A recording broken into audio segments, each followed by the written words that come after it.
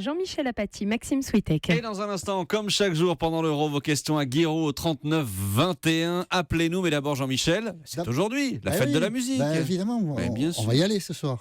Bien sûr, c'est prévu. Pas trop tard quand même, mais on va y aller quand même. Bonjour, donc vous êtes bien sûr tous conviés à nous appeler au 39 21. Bonjour Pascal. Bonjour Monsieur Apathy. Vous êtes au Sable d'Olonne en Vendée.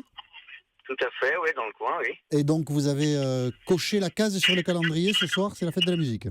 Ou aujourd'hui, je ne sais pas. Musique, comme tous les 21 juin, oui. Ouais. Et vous allez au Sable d'Olonne?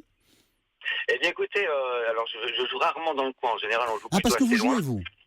Alors ce soir, moi oui. Ah, j'avais pas compris, je croyais que vous étiez comme des milliers ou des centaines de milliers de personnes spectateurs, mais vous êtes acteur de la fête de la musique. Alors je suis acteur, mais j'aime être spectateur aussi, puisque notamment ce soir, j'ai promis de rester avec ma femme. Donc voilà, donc je serai peut-être spectateur ce soir, oui. D'accord. Sinon, vous jouez de quel instrument? Écoutez, mon groupe, on en a parlé déjà, mais moi j'ai mon groupe qui dure depuis 18 ans maintenant, qui s'appelle Morgane de Renault, donc je chante solo depuis près de 18 ans maintenant, donc on est pris sensiblement presque tous les ans, notamment dans l'année bien sûr, mais aussi à la fête de la musique. D'accord. Et cette année non, puisque j'avais promis à ma femme de rester avec elle, donc voilà, je vais rester avec ma petite femme tranquillos, puis on ira peut-être faire un petit tour, voir un peu ce qui se passe, voir les potes jouer surtout. D'accord, ce soir vous faites relâche en fait.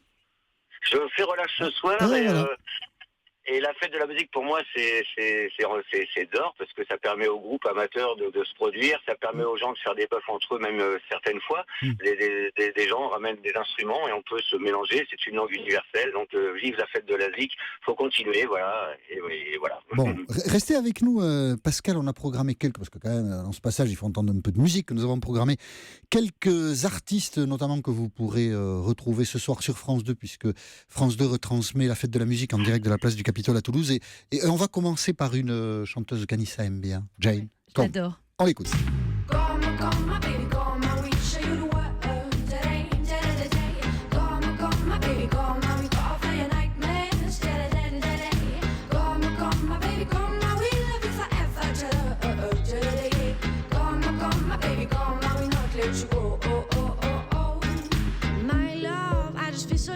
Bon, évidemment, c'est loin du répertoire de Renaud, hein, Pascal. Oui, c'est le dernier album. C'est le dernier album. Oui, c'est quoi le dernier album de Jen? Non, c'est parce qu'on m'a demandé est-ce que si ça me ferait plaisir qu'on passe une chanson de Renaud. Oui, donc j'ai dit, si vous pouviez me passer Diane du dernier album, ça me ferait très très très plaisir. Bon, mais là tout de suite on l'a pas, on le cherche, si on peut on le passe. En tout cas Pascal, je vous souhaite une très bonne soirée. Merci Monsieur Apathy, je vous souhaite une bonne journée également. Au revoir. Au revoir Pascal. Bonjour Grégory, vous êtes à Valenciennes. Oui, bonjour. Alors, qu'est-ce que vous allez... ce soir, vous êtes dans les rues? Oui, ce soir, on va faire la tournée des bars et voir un petit peu tous les artistes qui peuvent se produire. Voilà, sentir un petit peu la tendance du moment. Oui, c'est ça. Il doit y avoir une bonne ambiance à Valenciennes pour la fête de la musique. Valérie Darmon a promis qu'il n'y aurait pas de pluie, donc ça va être ça c'est pas certain. Ah, c'est pas certain. Elle l'a promis, mais bon, pas partout, mais dans la majeure partie du territoire. Non, mais c'est pas grave. On va faire une parenthèse et puis passer un bon moment et voilà, et puis penser à autre chose. Oui, c'est bien, ça nous fera du bien ces temps-ci de penser à autre chose. Oui, tout à fait. Une préférence non, vous allez écouter... une préférence, là j'ai entendu parler qu'il y avait un groupe qui jouait pas mal de tubes de Balavoine. D'accord. Et voilà, puis il y a une chanson qui me ferait très plaisir d'entendre ce soir, c'est Mon fils, ma bataille. D'accord. C'est une chanson qui est toujours d'actualité 30 ans après. Oui, exact. Voilà, vu les événements des dernières années, de ses papas et ses mamans qui continuent à grimper sur des bâtiments pour réclamer la résidence alternée. Et toujours un gouvernement toujours aussi sourd à cette problématique. Et voilà, comme ça, vous avez profité d'un petit temps d'antenne sur Europe 1 pour faire passer le message. Et c'est gentil. Et si vous en êtes d'accord, Grégory, on va écouter Tal, le sens de la vie. C'est parfait, merci. J'ai trouvé le sens de la raison qui m'entraîne à chaque pas sur le devant de la scène. J'ai trouvé le sens de la vie que je mène et je l'aime. C'est une évidence. Giroud est à 2 doigts de danser. 2 doigts. 2 doigts. Ah, ça y est, il danse. 2 doigts de pied. Faites de la musique ce soir, Giroud? Je serai à Bordeaux au stade. Je pense qu'il y aura de la musique. C'est la fête du football plutôt. Voilà, exactement. Mais il y a toujours de la musique, effectivement, dans un stade. Merci beaucoup, Grégory. Je vous souhaite une très bonne soirée. Merci. À bientôt sur À l'antenne d'Europe bientôt, 1. merci, au revoir. Au revoir. Bonjour, Frédéric. Bonjour Jean-Michel. Vous êtes à Bouvillers. Bouxwiller, oui, dans le Haut-Rhin. Dans le haut ou dans le bas? Pardon, dans le dans le Bas-Rhin. bas. Ah oui, il me semblait bien que j'étais dans le Bas-Rhin. Oui. Oui. Et alors, Oui. la soirée, elle se présente comment, Frédéric? Eh bien, ça commence à 18h. Je vais me promener dans les rues de Bouxwiller. C'est une petite ville très accueillante, jolie comme tout, et il y a à peu près une douzaine de groupes qui se produisent. D'accord. Donc, du jazz, musique irlandaise, Oui. du folklore aussi. Donc, voilà, les tables, les chaises sont installées dans les ruelles. Et puis, chaque petit groupe joue dans les coins de rue et c'est vraiment très agréable. Donc, une belle soirée en perspective. Tout à fait. Voilà. Tout à fait. Sympathique et cordiale, comme on les aime. Voilà, tout à fait. Et puis, le fait d'écouter ces différents groupes, ça me permet de m'évader. En famille, Voilà, avec vos enfants, ou les enfants vivent la vie oui, de leur tout à côté fait. ou... Non, Non. Mon mari, mon petit garçon. Et puis, c'est une évasion musicale. C'est ce que j'aime, voilà. D'accord. Je voyage à travers ces musiques. C'est ce qui fait le succès de la fête de la musique, c'est ça. On se promène avec des amis, on boit un verre et la soirée est extrêmement agréable. Restez avec nous, Frédéric, on va écouter Christophe Maé. Il est où le bonheur? D'accord, merci. Il est où le bonheur? Il est où? Il est où? Il est où le bonheur? Il est où? Il est où? Il est là le bonheur, il est là. Il est là. Il est là le bonheur, il est là. Voilà, Anissa connaît les paroles par cœur. Vous et moi, Giroud, un peu moins, faut bien en convenir. Hein? Non, elle chante trop bien. On la ferait dérailler. Mais je vais arrêter parce qu'il ne faut pas de pluie ce soir pour la fête de la musique. Bon, on va vous souhaiter une belle soirée, Frédéric. Merci, bravo aussi. Et merci d'être intervenu sur l'antenne d'Europe 1. Je vous en prie. Au revoir Jean-Michel. Au revoir, Xavier, bonjour. Oui, bonjour Monsieur Apathy et bonjour aussi à tous vos invités. Vous êtes à Chaumont, Oui, en Haute-Marne. en Haute-Marne. Alors ce soir, c'est quoi? C'est foot ou fête de la musique? Ah non, pas foot, non, Pas fête de la foot. musique. Oui, fête de la musique, pour moi, c'est une longue histoire. Ah, pourquoi? C'est une longue histoire. Oh, parce que j'ai participé quand j'étais lycéen, à la première fête de la musique, c'était en 82. Ouais, c'est ça, c'est en 82 avec mon copain Frédéric et on avait fait toutes les rues de la ville pour trouver le groupe qui nous intéressait. D'accord. Et chaque année, vous faites la fête de la musique, rien ne vous en détourne alors? Rien, et puis maintenant, le temps passant, je fais en famille avec les enfants et on va d'un endroit à un autre, d'un groupe, ça nous intéresse, on écoute, ça nous intéresse pas, on passe. En gros, on zappe. Donc, ça permet de découvrir des groupes locaux, ce qui n'est pas évident. Et puis, comme on a des goûts éclectiques, donc c'est très bien. Moi, en ce qui me concerne, ça peut aussi bien être AC/DC, excusez-moi, oui. que Francis Lay.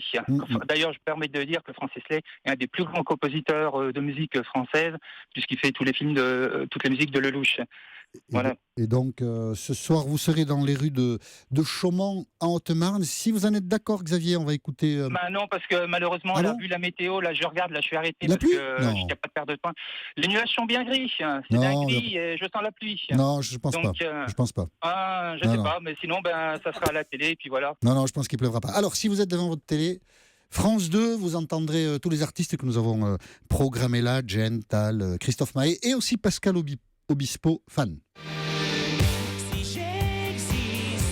J'existe, c'est d'être fan, Si j'existe, ma vie, c'est d'être fan, Et alors, Xavier, vous êtes toujours avec nous, Xavier? Toujours avec vous, fidèle au poste. On a même depuis des années. ACDC sous le coude. On y va. Ah, vous êtes trop sympa.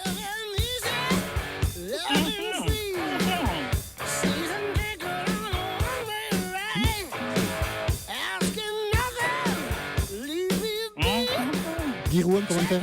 Oui, ben là, ACDC, c'est lui qui a démoli le stade de Marseille. Marseille, exactement, voilà. Mais bon. Je le connais enfin. Merci beaucoup, Xavier. On vous souhaite une Mais très... sinon, une dernière petite Oui, chose, allez-y. monsieur Paty. Allez-y, Pour allez-y. tous les amoureux de la musique, je me permets de dire qu'à Chamonix, il y a le Cosmo Jazz Oui. qui dure une semaine en juillet. C'est monsieur Manoukian qui gère ça. D'accord. Et si vous aimez le jazz, c'est très bien. Bon, moi, malheureusement, mes enfants sont un peu imperméables à ça. Ils ont du kawaii dans les oreilles. C'est plutôt Maître Gims, le Booba et la Fouine. Ouais, le Et jazz, le jazz à Chamonix, il n'y a pas mieux. D'accord. Donc le jazz Cosmo Jazz à Chamonix, c'est ça? Le Cosmo Jazz. Tous les D'accord. amoureux de la montagne et du jazz connaissent. Formidable. Très bien, Xavier. Je vous souhaite une Bonne continuation. très bonne fête de la musique. Il n'y aura pas de pluie, vous verrez à Chaumont.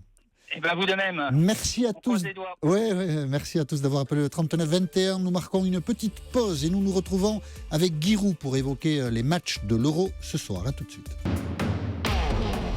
l'UEFA Euro 2016. Pendant un mois, Vivez tous les matchs en intégralité sur Europe 1. Et pendant un mois, tous les jours à cette heure-ci, vous dialoguez à propos de l'Euro, vous dialoguez avec Giroud, vos questions au 39-21. Donc Giroud, ce soir, privé de fête de la musique, vous êtes à Bordeaux. Oui. Quel match? Eh ben, de un, on en verra un à la fois, Ouais, le c'est meilleur. quel match, ouais? Je C'est pense Croatie-Espagne l'Espagne contre La Croatie. La Croatie, oui, c'est là qu'il y a eu le meilleur jeu jusqu'à présent. Et donc l'un des plus beaux matchs qui on compte dans attend la un très compétition. bon match, un Ouais. des très beaux matchs de poule avec des individualités, avec Modric et Iniesta, une espèce de Barça Real. Oui. À travers, donc on se régale d'avance. Très bien. Et on aura sûrement la fête de la musique à la sortie. Oui, bien sûr, à la sortie, à l'entrée. Voilà. Il y aura de la fête et de l'ambiance à Bordeaux où vous serez Giroud pour Europe 1. Nous accueillons Laurent sur l'antenne d'Europe 1. Bonjour Laurent, vous êtes à Orléans. Oui, bonjour. Bonjour. Bonjour Giroud. Et vous, vous faites bonjour partie de... Jean-Michel. Bonjour, vous faites partie de ces gens qui... Il y a des beaux matchs, dites-vous, dans l'Euro. Oui, il y a des beaux matchs. Oui, moi je suis très très satisfait du contenu des matchs, malgré certains commentateurs qui sont un peu plus faiblards que moi. Mais non, je suis vraiment content. Il y a des beaux matchs, il y a des buts, il y a très peu de matchs. À 0-0, donc il y a quasiment des buts à tous les matchs, donc ça c'est plutôt pas mal pour le spectacle, et puis la qualité du jeu est pas si mauvaise que ça, malgré ce qu'on peut entendre quelquefois. Et une question à Giroud, Laurent? Oui, alors j'avais une question à Giroud. Je suis super content de vous avoir au téléphone, enfin à la radio, parce que vous êtes le coach emblématique de la France, avec Jean-Claude Sodo, voilà, parce que moi je suis d'origine nantaise. Oui, je voulais savoir si quelquefois, étant donné que vous êtes maintenant avec des commentateurs sportifs, vous les recadrez de temps en temps, parce que ils sont très très défaitistes. Je vais prendre pour exemple le match de l'équipe de France contre la Suisse, où l'équipe de France fait un match vraiment très correct. Il touche 3 fois les montants, donc il aurait pu y avoir 3-0 ou 4-1 ou 3-1. On aurait dit l'équipe de France a fait un super match, et en réalité ce qu'on entend à la fin, c'est que l'équipe de France a été vraiment moyenne, alors que Maxime a même dit qu'ils avaient été nuls. Pardon ? Maxime a bien même dit qu'ils avaient été nuls. Maxime Switek. Ah bon, d'accord. Non, alors donc ils sont pas si mauvais que ça. Et puis il y aurait eu 3-0, on aurait dit ils ont fait un super match, alors qu'ils auraient fait exactement le même match. Bon, donc trop sévère. D'accord. Quelquefois, ça se joue à quelques centimètres, un but ou un poteau, voilà. Mais vous-même, vous étiez un peu sévère, non, Guy? Non, je suis sévère, mais pas dans les conclusions. Et puis j'ai la chance d'appartenir à Europe à une équipe extrêmement vive, extrêmement réveillée, sous la direction de François Claus et de la Morinerie, qui sont plutôt, eux, très optimistes. Plutôt. Alors moi qui suis prudent, parce que j'ai fait ma carrière, j'avais toujours peur de prendre un but. Ça fait une très bonne moyenne. Voilà, non, et puis on a critiqué les Pogba et compagnie en disant qu'ils avaient fait un début de championnat d'Europe très très faible. Ouais. Eh bien écoutez, on verra par la suite, mais c'est les grands joueurs qui font gagner les équipes dans les grands matchs. Sans m'immiscer dans la polémique, Laurent, Didier Deschamps, lors du deuxième match, avait quand même dû considérer que Pogba c'était pas terrible, puisque il l'avait mis comme remplaçant. Je dis pas que ça fait du mal de le mettre comme remplaçant, justement. Au contraire, le mettre remplaçant, ça lui fait prendre conscience certainement qu'il est insuffisant. Mais voilà, on verra dans les grands matchs, et les grands matchs vont commencer au 8e et 8e et plus. 8e et quart, bien sûr. La compétition va commencer dimanche, et donc puis, France, je ne sais pas contre qui, mais voilà. Alors si j'ai encore un peu de temps, parmi mes favoris, bon, je vais mettre l'Allemagne, la France et l'Italie. D'accord. Alors l'Italie, c'est un peu surprenant, mais les Italiens n'ont quasiment pas fait de Coupe d'Europe et de Coupe d'Europe en club, et je pense qu'ils vont être assez frais. D'accord. Faut se souvenir de 2004 où les Grecs ont été champions d'Europe avec des joueurs remplaçants quasiment dans tous leurs clubs respectifs. Donc la fraîcheur prime beaucoup en juillet. Donc l'Italie, avec l'Allemagne et la France pour vos favoris, Laurent. Merci beaucoup. Merci beaucoup d'être intervenu sur l'antenne d'Europe 1. Mais je vous en prie. Et je vous souhaite une bonne journée à Orléans. À vous aussi, merci. Merci, bonjour Benjamin. Au revoir. Jean-Michel, bonjour Guéraud. Bonjour, vous êtes dans le Doubs, à École Valentin. Exactement. Alors, un commentaire, une question à Guéraud? Oui, alors moi le commentaire c'était sur le match de l'Angleterre en fait. Malgré leur deuxième place, je trouve que c'était une équipe qui avait du mal dans les 30 derniers mètres en fait.